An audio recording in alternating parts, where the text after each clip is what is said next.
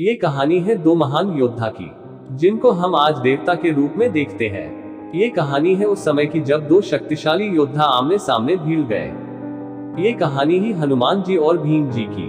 हनुमान जी का जन्म त्रेता युग में हुआ था और वे श्री राम के समकालीन थे और वे भगवान राम के परम भक्त थे और लंका युद्ध में श्री राम का साथ देकर माता सीता को लंका से मुक्त करवाया और युद्ध में विजय प्राप्त की।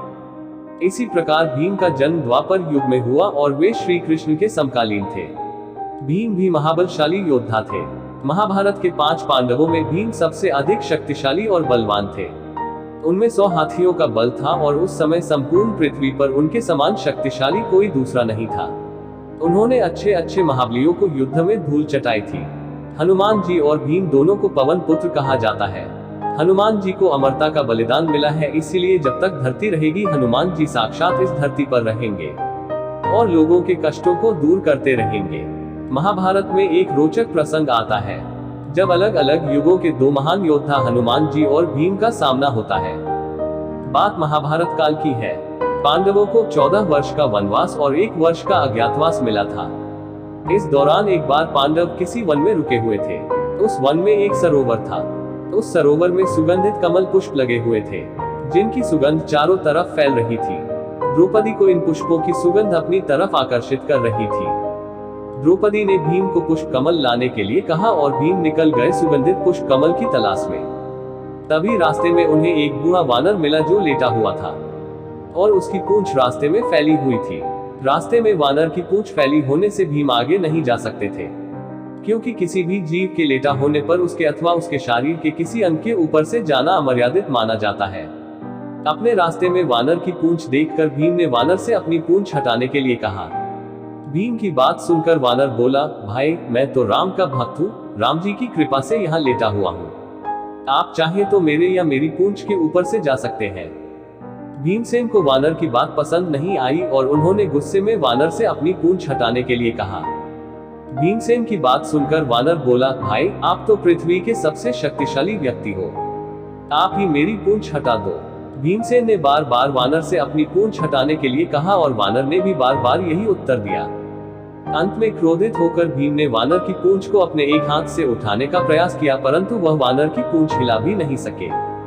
भीमसेन ने फिर अपने दोनों हाथों से वानर की पूंछ हटाने का प्रयास किया, परंतु वो वानर की पूंछ टस से मज नहीं कर सके।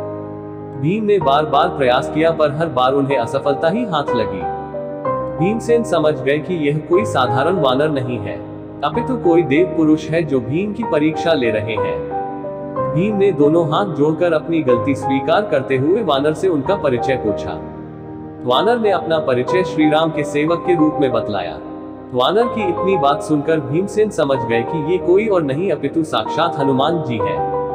भीमसेन ने हनुमान जी को प्रणाम करते हुए कहा, क्षमा करें हनुमान जी, मुझे अपनी शक्ति का झूठा अभिमान हो गया था।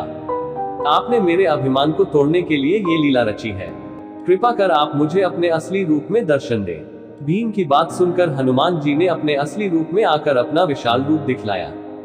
हनुमान जी ने भीम से कहा, हम दोनों ही पवन पुत्र हैं, इसलिए तुम मेरे छोटे भाई भी हो। यही कारण है कि मैं तुम्हें बार बार भाई कहकर संबोधित कर रहा था। इतना कहकर हनुमान जी ने भीमसेन को गले लगा लिया। हनुमान जी के गले लगकर भीम को लगा मानो उनके शरीर में अथाह शक्ति का संचार हो गया हो। भीम ने हनुमान जी से आग्रह किया कि वह कौरवों के साथ होने वाले युद्ध में पांडवों का साथ दे, जिस पर हनुमान जी ने कहा, जिस युग से मैं हूँ वह युग दूसरा था, उसमें मैंने श्री राम के लिए कई युद्ध किए थे। अब ये युग दूसरा है, यहाँ मेरा युद्ध करना सही नहीं है, इसीलिए मैं युद्ध में शामिल नहीं हो सकता, परंतु युद्ध में पांडवों के रथ की ध्वजा पर मेरा वास होगा। इस प्रकार हनुमान जी महाभारत युद्ध में हमेशा श्री कृष्ण और अर्जुन के रथ की ध्वजा पर विराजित रहे और अर्जुन के रथ की रक्षा करते रहे। हनुमान जी और भीम की कहानी से हमें शिक्षा मिलती है कि कभी भी हमें अपनी शक्ति और बल का घमंड नहीं करना चाहिए। अपने इस कहानी से कुछ सीखने को मिला हो तो एक लाइक करके हमारे चैनल को सब्सक्राइब करें।